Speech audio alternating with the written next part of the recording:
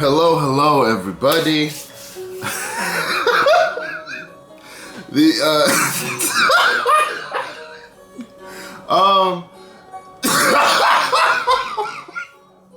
Oh God. Raul is messing me up. Wanted to come on to share my the records I bought at Austin Psych Fest, but just the records that I actually got in the stores that we went to, the record stores, the records I got from the bands and everything. I'll keep those separate for another video, but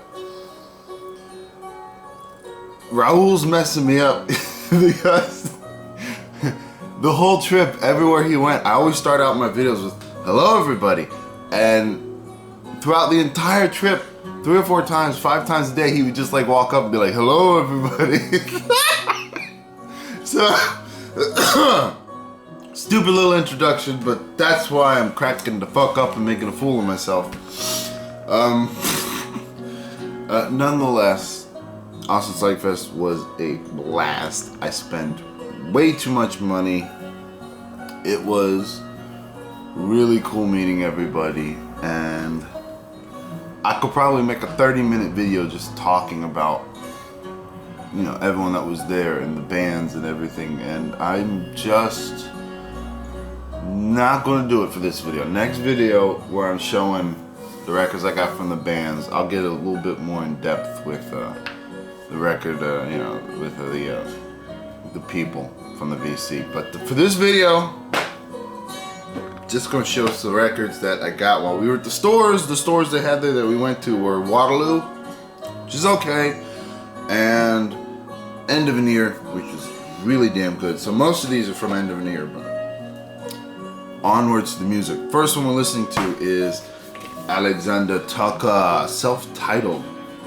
This is a first issue on vinyl of his first recordings, from which was released on what was it? Limited CDR in 2004. So I was very excited when this was coming out. This is actually a Record Store Day record release. 500 of them, I think, from Thrill Jockey.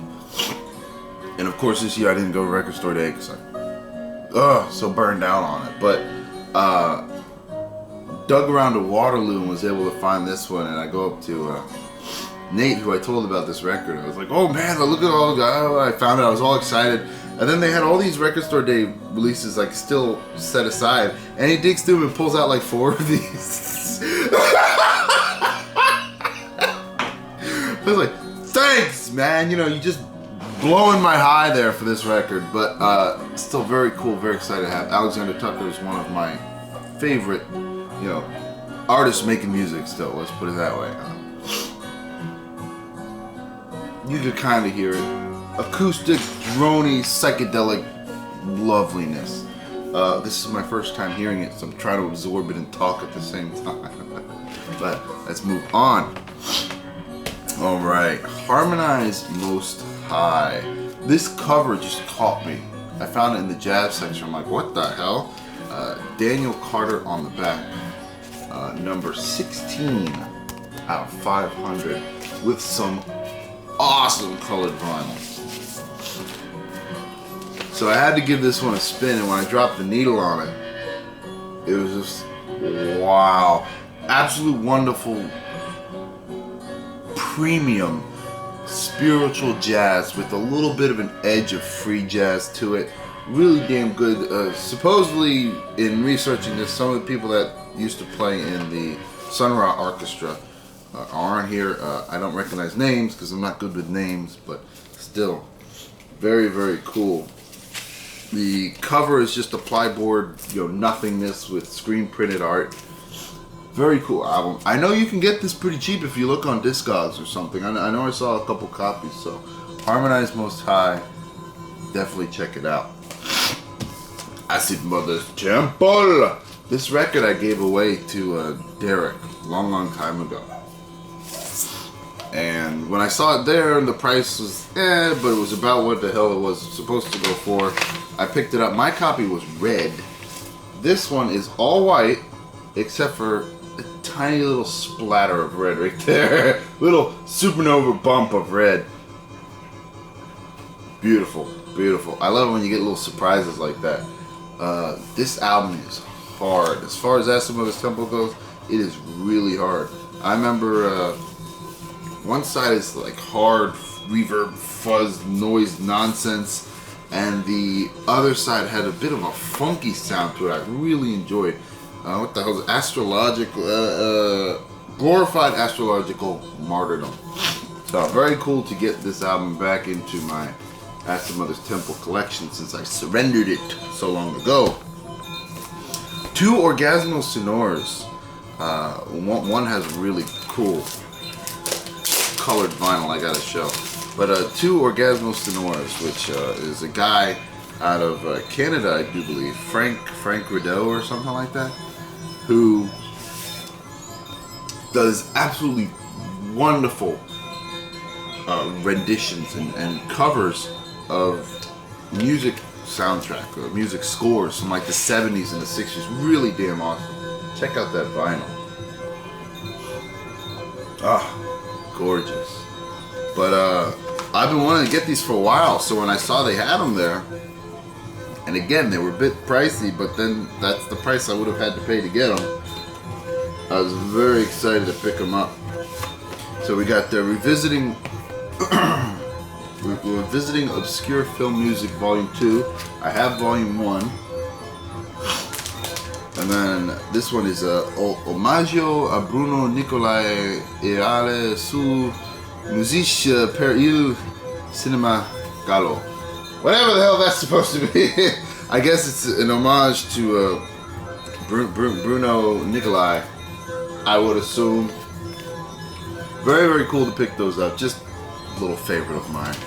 Nebula! First record I saw when I walked into Waterloo. Need I say any more? Early TP release. It's like a TP number 4. Don't remember, but very, very, very cool to pick that one up. Figured it was about time I caved in and grabbed this record. Fuzz!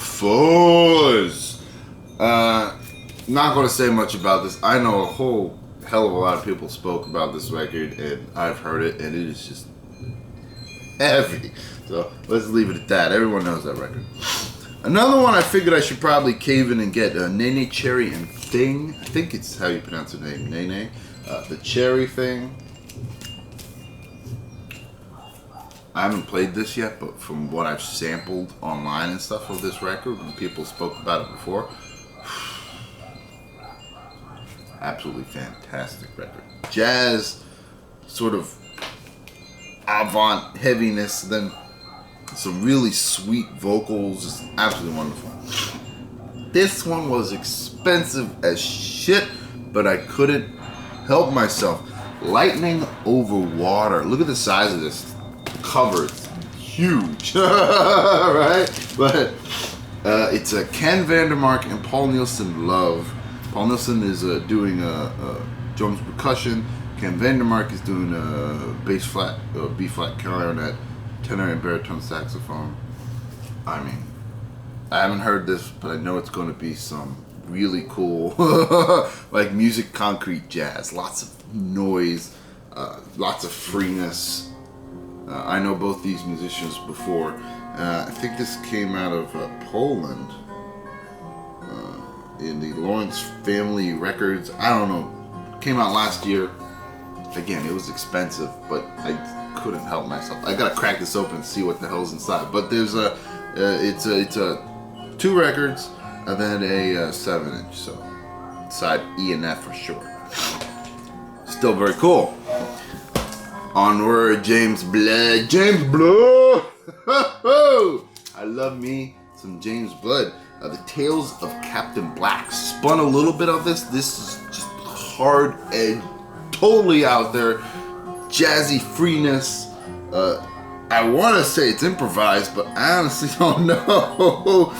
And the players you have on here are awesome. James Blood Ulmer, of course, is on electric guitar. You got Ornette Coleman on alto saxophone. Electric bass, you have Jamaluddin Takuma and Donardo Coleman on drums. How do you go wrong with that? real excited when I pulled this out. They had like 3 copies of them too, and I was trying to figure out which was the best one, so I'm dropping a new one on all of them. But not a bad price, $6 for that one. Very excited. Music of Nexus. Really cool to pick this one up. I think it's a private press from the band themselves. But nonetheless, very, very cool. Nexus is that sort of earthy jazz, if you would. Not more spiritual as it is more almost like a traditional world feel jazz to it. Haven't spun this, but that's what I imagine it's going to be like since I know of the band Nexus. Couldn't resist picking that one up. Direct Waves with LaDonna Smith and Davey Williams. Spun a little bit of this in the store. Just free improvised, I guess you could call it jazz. It's real hard, angular noise, screeching stuff that just caught my attention, and it, you know, I had to get it. I couldn't help myself. Cool cover too. So, but yeah, it's LaDonna Smith does violin and voice and viola. Davey Williams does electric guitar, mandolin, and banjo. So, just imagine some noise nonsense that you could tell in the production was this live, sort of in a room somewhere. You could hear the space within it. It's very cool. This one was awesome to find because this is a record that came out last year and I wanted to get it, and I just kept pushing it back, and here it finally was, the Rob Mazurek Octet Skull Sessions. Glad I held out because it's an absolute mint copy. I mean, it's only a year old at this point, and it was $5. So I would have had to pay like, you know, 18 or 20 or 25 with shipping, whatever the hell it would have been. I got it for $5 at the store. Very, very cool. Very happy I held out on that one. It's a record that everybody should probably own. Spun a little bit of this, and it is fantastic. Harvey Mandel's Cristo Redentor. Oh man, it is. He has like it's like a blues psych record that he has an orchestra playing along with him. Very sweet, gentle record in comparison. Yeah, very, very cool. Picked that one out, and again, it was only $5. Couldn't help myself, had to get it. Oh, some more out there sort of jazz we got going. It's a Wizard's Dance by Tim Morin and Tony Vaca. The cover just caught me for some reason, and when I flipped it over and I saw this picture, I was like, okay, I gotta give it a spin. And when I gave it a spin, it was awesome. World jazz, that's what it is. A very traditional music, sort of African feel to it. Really, really, from the first song I sampled anyway, for the little bit I sampled, really sounded damn good. $8. Had to pick it up off of Fretless Records from '82. Never heard of them, but again, awesome cover. And just listen to what they're playing. Tim Morin is playing alto flute, bamboo flute, alto saxophone, marimba, Ossinarian, whatever the hell that is, bells, accent cymbals, hand clap shells with voice. Tony Vaca's doing balafons, plaquette drum, marimba, talking drum, voice, ankle rattles, foot bells, samba whistle, bass drums, pasta gongs, cymbals, cup chimes, bells, bambira, wrist rattles, hubcaps. You get the idea. Lots of percussion. The list goes on. But couldn't help myself from getting this. And I'm probably going to spin it while I have the chance later. Very, very cool. Larry Coryell. I ended up picking 2 up. I got the wonderful, wonderful Spaces off of Vanguard Apostolic. Larry Coryell, one of my favorite guitarists. Then I got Fairyland off Mega Records. I think this is a live recording. I'm pretty sure. Yeah, recorded live Montreux, I don't know, Switzerland. Very, very cool. Add those to my Larry Coryell collection. Rena Rama Landscapes. I don't know what the hell this was, but it caught my attention, and Bobo Stenson plays on it, so gave a little spin, some sweet, sweet jazz. Had to pick it up. Terge Ripdahl. Terge? I don't know. What comes after off ECM 1031. Who plays on this? I don't even know. You got Barry Phillips, John Christensen, and that's it. I don't know the other guys on oboe and electric bass. I don't know who the hell they are, but Terge Ripdahl is one of those very creative guitarists. You know? Very, very cool to pick that one up. Blue Thumb release. Blah, blah, blah, blah, blah. Blue Thumb. This one was a little pricey, but in all honesty, this is pretty much what you're going to get it for. Yeah, I think this is one of Jimi Hendrix's last recordings or something like that. But The Wonderful Love, False Start. Gotta show Blue Thumb. Absolutely beautiful copy of it too. This album is, because the black is just, you know, pretty much a ringwear beauty. But just beautiful, beautiful copy. Expensive, like I said, but I had to pick it up because, you know, sometimes you look at a record and you think, my God, but that's what it goes for, unfortunately. And that was the case with this one. Very, very cool. Always, always on the hunt for a Blue Thumb. As you all already know. This was another one that I've been wanting for a while. When Fortune Smiles, John McLaughlin with, who we got on this? Carl Berger, Dave Holland, Stu Martin, and the wonderful John Sermon. Very, very cool to pick this up. I think this is an original press off of some label I never even heard of. I can't even open this stupid thing. Jesus. Dawn Records. Pretty sure this is a first issue. Don't take my word for it. 1971, some really epic jazz coming from the wonderful John McLaughlin with some very just toned down artwork. I don't even know if you can see like the mandala in there. Whatever. And the last one I got was a record that was kind of put on my list of you're never really going to get, David, so deal with it. But ended up getting it, and nonetheless. And let's pull everything out here.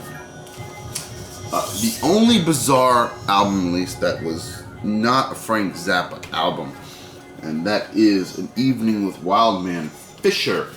This album is basically a, I guess you could say Frank Zappa solo project.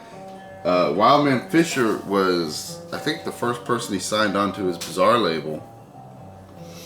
And he found him like on a street corner somewhere in Beverly Hills, like just open strumming a guitar and singing these wild things.